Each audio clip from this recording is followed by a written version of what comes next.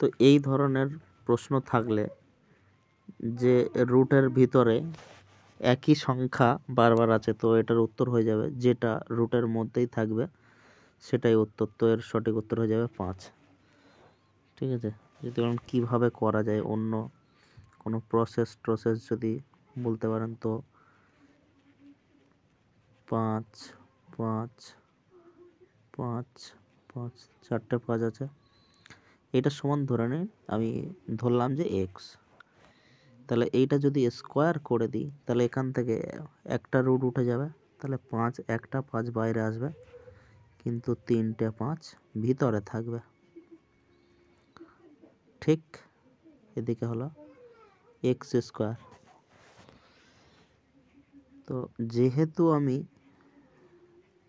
এই চারটে রুটের ভিতরে 5 সমান সমান এক্স ধরেছিলাম, তো এই তিনটের মান মানে কি এক্স হবে, তাই তো। 5x সমান এক্স স্কোয়ার।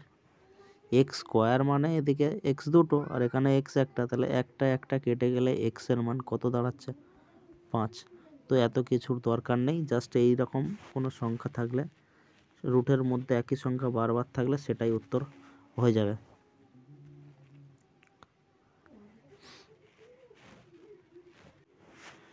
কিন্তু এখানে যদি এরকম একটা সমানুপাতিক চিহ্ন দেয়া থাকতো,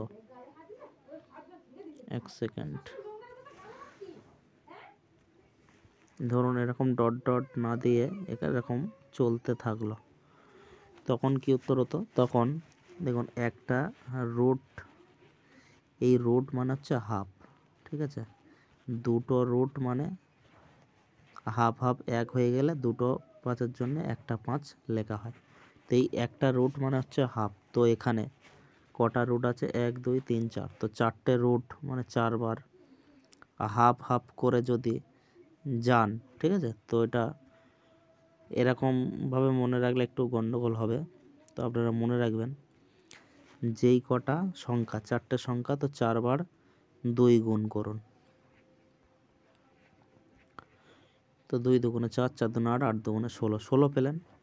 16টা লিখবেন নিচে এবং এর থেকে এক ঘর কমিয়ে উপরে লিখে দেবেন 15/16।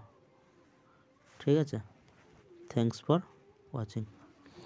আচ্ছা, একটা জিনিস এখানে বলা হলো না, 15/16 কত? এর পাওয়ার 5, এর পাওয়ার হবে 15/16। ঠিক আছে, যেমন এই অপশান বিতে আছে। Thanks for watching.